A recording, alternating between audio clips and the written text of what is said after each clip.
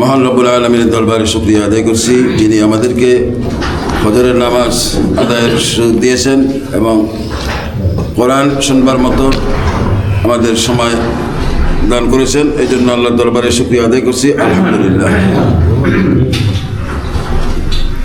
আমরা কোরআনুল কারীমের 39তম সূরা আজ-জুমার এর 52 আয়াত পর্যন্ত গতকালকে তেলাওয়াত করেছিলাম। আজকে 53 আয়াত থেকে একরকম। أعوذ بالله من الشيطان الرجيم. بسم الله الرحمن الرحيم. قل يا عبادي الذين أسرفوا على أنفسهم لا تقنطوا من رحمة الله إن الله يغفر الذنوب جميعا إنه هو الغفور الرحيم. আল্লাহ পাক বলেন, হে নবী, তুমি বলো, হে আমার বান্দারা, তোমরা যারা নিজেদের প্রতি জুলুম করেছ, আল্লাহ তাআলার রহমত থেকে কখনো নিরাশ হয়ো না। আল্লাহ তাআলা অবশ্যই মানুষের সমুদয় গুনাহ ক্ষমা করে দেবেন। অবশ্যই তিনি ক্ষমাশীল, পরম দয়ালু। এই আয়াতের শানে-নুজুল প্রেক্ষাপট হলো তদানীন্তন সময়। বর্তমান সমাজে যেমন অপরাধী লোক আছে, তদানীন্তন সময়েও অপরাধী লোক ছিল। খুন খারাপি, হত্যা, ধর্ষণ, গুম, রাহাজানি, নানান রকম অপরাধ তারা করেছে। এমনকি ইসলামের বাধা হয়ে শুধু দাঁড়াইছিল না, নানা রকম ষড়যন্ত্রের বিরুদ্ধে ইসলামকে হাওয়া প্রতিপন্ন করার জন্য তারা ষড়যন্ত্র চালিয়েছে। কিন্তু এই সমস্ত মানুষদেরকে যারা ইসলাম গ্রহণ করেছে, তো তারা পিছনের গুনার কথা, অপরাধের কথা চিন্তা করে নিরাশ হয়ে পড়তেছে যে এই ধরনের অপরাধকে আল্লাহ তাআলা ক্ষমা করবেন। এই প্রশ্নের জবাব আল্লাহ তাআলা বলছেন, তোমরা আল্লাহর রহমত থেকে নিরাশ হইও না। কথাটা ব্যাখ্যা সাপেক্ষ। আপনারা এটাও হয়তো জানেন যে মানুষ তদানীন্তন সময় যে সকল অপরাধ করত, তার ভিতরে একটি অপরাধ ছিল কন্যা সন্তানদেরকে জীবন্ত হত্যা করা। সমাজ কতটা কলুষিত হলে এ অবস্থা হয়, অর্থাৎ সেই কন্যা সন্তান বড় হলে তার মান ইজ্জত রক্ষা করতে পারবে কি না, তারপরে তার একটা কেউ কেউ মনে করতো যে এটা বোঝা, কেননা তার যুদ্ধ বিগ্রহে মেয়েরা তেমন ভূমিকা রাখতে পারে না, সাংসারিক ব্যয়, এই আকীদাটা অনেকের এখনও আছে। হ্যাঁ, কন্যা সন্তান হইলে অসন্তুষ্ট, ছেলে সন্তান হইলে সন্তুষ্ট, আছে না? গরু ছাগল যারা পোষে, যদি মেয়ে বাচ্চা হয় খুব খুশি। হ্যাঁ, তাহলে অবস্থাটা এরকম না? তদানীন্তন সময় এই অবস্থাটা ছিল। তো একজন সাহাবী বর্ণনা দিয়েছেন, ইয়া রাসূলুল্লাহ, আমি এমন অপরাধ করেছি, আমার সেই অপরাধের কথা এখন চিন্তা করলে ইসলামের ছায়াতলে আসার পর আমার শরীর শিহরে ওঠে। তা রাসূল পাক সাল্লাল্লাহু আলাইহি ওয়াসাল্লাম বললেন, তুমি কোন ধরনের অপরাধ করেছো? তো বর্ণনা দিচ্ছে যে আমি সফরের হালতে আমার একটি কন্যা সন্তান হয়েছে। আরবের প্রথা অনুযায়ী আমার অনুমতি ছিল যে কন্যা সন্তান হলে তাৎক্ষণিকভাবে দাফন করে দেয়, কিন্তু সন্তানটি ফুটফুটে দেখে রেখে দেয় এবং সেটা আমার অক্ষির অগোচরে করে ফেলে, অন্যত্রে পোষণই দেয়। তো যখন একটু বড় হয়েছে তখন এই সাহস করে আমার সামনে এনেছে। আমি পরিচয় জানতে চাইলে তা বললো, তোমার এই সন্তান আমরা তখন হত্যা না করে গেছি। তো জেহেলিয়াত আমার ভিতরে এমনভাবে মাথা গরম করে দিয়েছে যে একে না মানা পর্যন্ত আমি স্বস্তি পাচ্ছি না। শেষ পর্যন্ত সেই সন্তানটি আব্বু আব্বু করে ডাকতেছে, আমি পিছনে পিছনে সে হাঁটতেছে, আমি কোদাল নিয়ে আমি ফাঁকা জায়গায় যাওয়ার জন্য তাকে নিয়ে চলছি এবং দাওয়াতের কথা বলে বাড়ি থেকে আনা হয়েছে। তা নির্জন স্থানে যাওয়ার পর সেখানে তার জন্য যখন গর্ত করি, তখন সেই গর্তের মাটিগুলো শরীরে, গরমক্ত শরীরে লেগে যার, সে বলছে, আব্বু তুমি এত কেন কষ্ট করছো? তখনও জানে না যে ওকে পুঁতে রাখার জন্য এটা করেছি। তো গর্ত করার পর যখন কন্যা সন্তানটিকে তার ভিতরে ফেলে যখন আমি মাটি চাপা দিই, তখন আব্বা বলে যে চিৎকার করেছে, সেই চিৎকারের আওয়াজ যেন এখন আমার কানে আসে। এই ঘটনা বর্ণনা দিলে রসুল পাক সাল্লাল্লাহু আলাইহি ওয়াসাল্লামের চোখ থেকে পানি গড়াইয়া দাঁড়িয়ে মোবারক ভিজে যায়। এরকম অপরাধ মানুষ করেছে। আল্লাহ তাআলা সান্ত্বনা দিচ্ছেন যে তোমরা জাহেলিয়াত অবস্থায় যত অপরাধী তোমরা করেছো, তোমরা আল্লাহর রহমত থেকে নিরাশ হয়ে না, খাঁটি তওবা করে তুমি যদি ফিরে আসো তো আল্লাহ তাআলা ক্ষমা করার জন্য প্রস্তুত। আল্লাহ তাআলা পরম দয়ালু করুণাময় বলা হয়েছে। وَأَنِيبُوا إِلَىٰ رَبِّكُمْ وَأَسْلِمُوا لَهُ مِن قَبْلِ أَن يَأْتِيَكُمُ الْعَذَابُ ثُمَّ لَا تُنصَرُونَ। তোমরা তোমাদের মালিকের দিকে ফিরে এসো এবং তার কাছেই আত্মসমর্পণ করো। তোমাদের উপর আযাব আসার আগেই, আযাব এসে গেলে অথবা তোমাদের আর কোনো রকম সাহায্য করা হবে না। এখানে তেলাওয়াতকৃত আয়াতে প্রথম আয়াতে যে কথা বলা হয়েছে তার একটু ব্যাখ্যামূলক কথা এখানে, যে তোমরা তোমাদের মালিকের কাছে ফিরে এসো এবং তার কাছে আত্মসমর্পণ করো। ও আসলিমু লাহু, যদি আত্মসমর্পণ করো অর্থাৎ ইসলাম কবুল করো, তো ইসলাম কবুল করার প্রেক্ষিতে তোমার পূর্বের যে সমস্ত জাহিলিয়াত অবস্থায় যত গুনাহই হোক না কেন আল্লাহ তাআলা ক্ষমা করে দেবেন। আর এই অবস্থাটা যেন হয় আযাব আসার আগে। আল্লাহ তাআলার আযাব তো পরকালে তো রয়েছে, এহকালেও আযাব রয়েছে। সেই আযাব যদি আল্লাহ তাআলা একবার নাজিল করেন, এই কথা আল্লাহ তাআলা তুলে ধরছেন যে হযরত ইউনূস আলাইহিস সালামের ওই জামানায় ইউনূস আলাইহিস সালাম যখন এলাকা ছেড়ে গেলেন মানুষের উপরে, জনগণের উপরে রাগান্বিত হয়ে, তখন ইউনূস আলাইহিস সালামকে আল্লাহ তাআলা পরীক্ষায় ফেললেন এবং জাতির লোকেরা যখন খাঁটি তওবা করেছে আল্লাহ তাআলা তাদেরকে ক্ষমা করে দেন। তো ইউনূস আলাইহিস সালাম এলাকায় ফিরে দেখেন যে না, সেই আল্লাহ তাআলা প্রতিশ্রুত সে আযাব আসে নাই এবং আল্লাহ তাআলা দয়া করেছিলেন। আল্লাহ তাআলা বলছেন যে ইউনূসের সেই জাতির ছাড়া কি আর কি এরকম নজির আছে যে আল্লাহ তাআলার আযাব নির্ধারিত হওয়ার পর আবার সেটা ফেরত নেওয়া হয়। واتبعوا أحسن ما أنزل إليكم من ربكم من قبل أن يأتيكم العذاب بغتة وأنتم لا تشعرون। তোমাদের অজান্তে তোমাদের উপর অতর্কিতভাবে কোনো রকম আযাব নাজিল হবার আগেই তোমাদের কাছে তোমাদের মালিক যে উৎকৃষ্ট গ্রন্থ নাজিল করেছেন, অর্থাৎ কোরআন যে নাজিল করেছেন, তোমরা তার অনুসরণ করো। কোরআন না মানলে আল্লাহ তাআলা রাগান্বিত হন। আল্লাহ তাআলার এই মানুষ পাঠিয়ে শুধু জীবন উপকরণ যেন সব দিয়েছেন, চলার পথের পাথে হিসাবে কোরআন দিয়েছেন। তো কোরআন অমান্য করাটা হলো অপরাধী জাতি।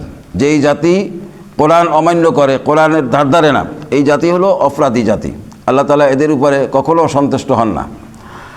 তো আল্লাহ তাআলা সে কথা বলছেন এভাবে যে তোমাদের কাছে তোমাদের মালিক যে উৎকৃষ্ট গ্রন্থ তথা কোরআন নাজিল করেছেন, তোমরা তার অনুসরণ করো।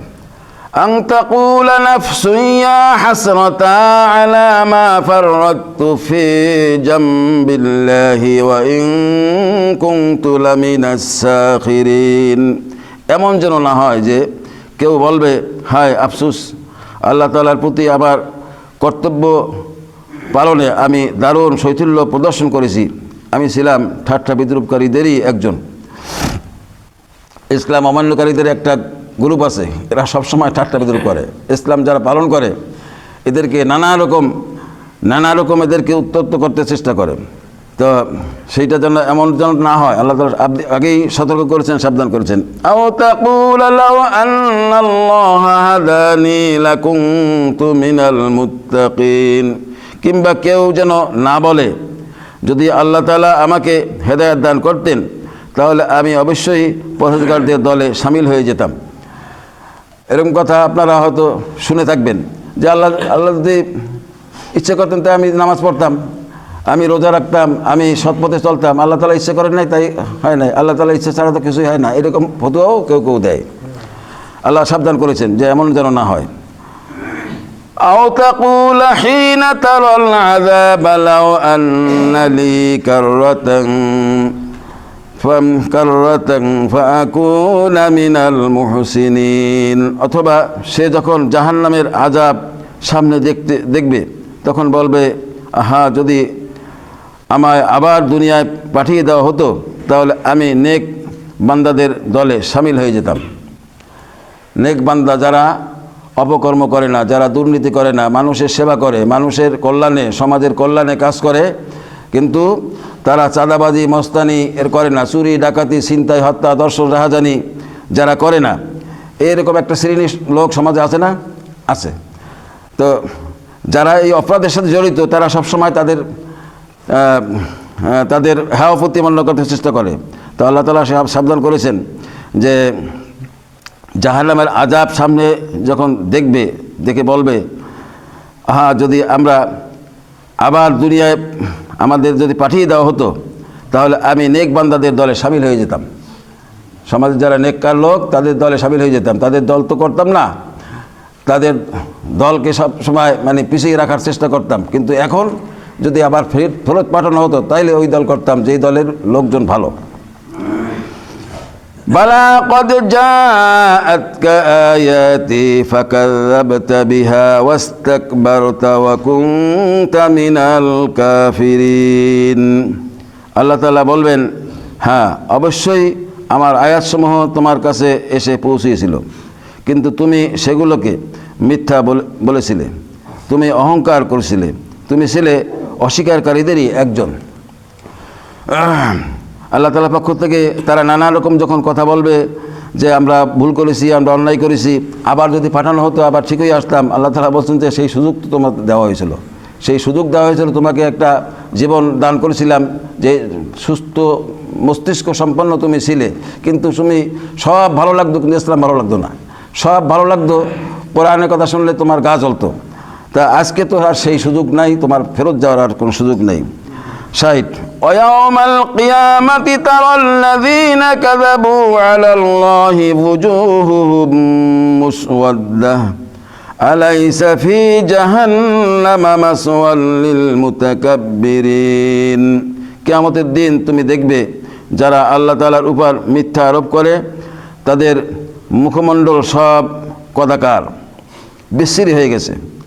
উদ্ধত্ত পোষণকারীদের ঠিকানা কি জাহান্নাম হওয়া উচিত নয়?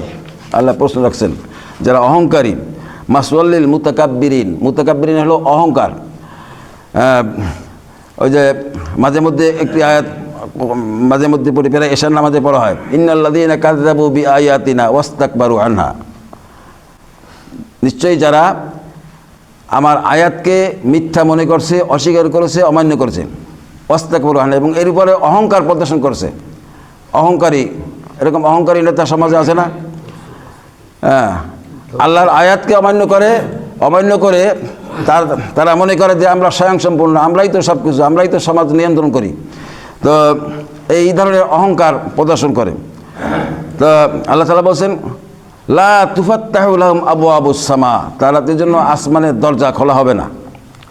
ওয়ালা ইয়াদখুলুনাল জান্নাতা, তারা ততক্ষণ পর্যন্ত জান্নাতে যেতে পারবে না যতক্ষণ না সূর্যের ছিদ্র দিয়ে উট প্রবেশ করতে পারে। লা তুফাত্তাহু লাহুম আবওয়াবুস সামা ওয়ালা ইয়াদখুলুনাল জান্নাতা হাত্তা ইয়ালিজাল জামালু ফি সাম্মিল খিয়াত। হাত্তা ইয়ালিজাল জামালু, জামালুন শব্দের অর্থ হলো উট। যখন সূর্যের ছিদ্র দিয়া যতক্ষণ না উট প্রবেশ করতে পারে তা যেমন অসম্ভব, তেমন এই শ্রেণীর লোকদের জান্নাতে যাওয়াও অসম্ভব। তারপরও মিথ্যা প্রত্যাশা, শয়তান তো পিছনে লেগে আছে। আরে হুজুরা যা বলুক, কোরআনে কি বলছে ও তো শোনার দরকার নেই, তুই ঠিক সঠিক পথে আসিস। হ্যাঁ, তো শয়তান এমনভাবে উস্কানি দেয় যে তুই যা করতেছিস সঠিক পথে আসিস, তোর ওই কোরআন তুই বুঝিস, তোর জ্ঞান আছে, সেই কোরআন হলো পবিত্র জিনিস, ও যে আছে ও কার মসজিদে আছে মসজিদ থাক, হুজুরা বলা দরকার তাই বলে, তারা চাকরি করে তাই বলে। হ্যাঁ, তো তোর পথ ধরে চল। শয়তান কিন্তু এরকম, আল্লাহ তাআলা সাবধান করেছেন, আগেই সাবধান করেছেন যে এইরকম এই শ্রেণীর লোকদের কি জাহান্নাম হওয়া উচিত নয়? وينجي الله الذين اتقوا بمفازتهم لا يمسهم السوء ولا هم يحزنون। অপরদিকে যারা তাকওয়া অবলম্বন করেছে আল্লাহ তাআলা তাদের সাফল্যের সাথে আযাব থেকে উদ্ধার করবেন, অকল্যাণ তাদের কখনো স্পর্শ করবে না, না তারা কখনো কোনো ব্যাপারে উদ্বিগ্ন হবে। আল্লাহ তাআলা পাশাপাশি এই কঠিন কথা বলার পর তারপর আল্লাহ তাআলা বলছেন যে যারা তাকওয়া অবলম্বন করে ওয়ুনাজ্জিল্লাহুল্লাযীনা তাকাউ বিমাফাযাতিহিম, আল্লাহ তাআলা তাদের সাফল্যের সাথে আযাব থেকে উদ্ধার করবেন। সেই আযাবের স্থান থেকে আল্লাহ তাআলা তাদেরকে উদ্ধার করবেন, তারা তাদের আযাব কোনো স্পর্শই করবে না, আর তাদের কোনো অকল্যাণের কোনো ভয় ভীতি চিন্তা থাকবে না। আল্লাহু খালিকু কুল্লি শাই ওয়া হুয়া আলা কুল্লি শাইইন ওয়াকিল। আল্লাহ তাআলা সব কিছু স্রষ্টা, তিনি হচ্ছেন সব কিছুর উপর তত্ত্বাবধায়ক।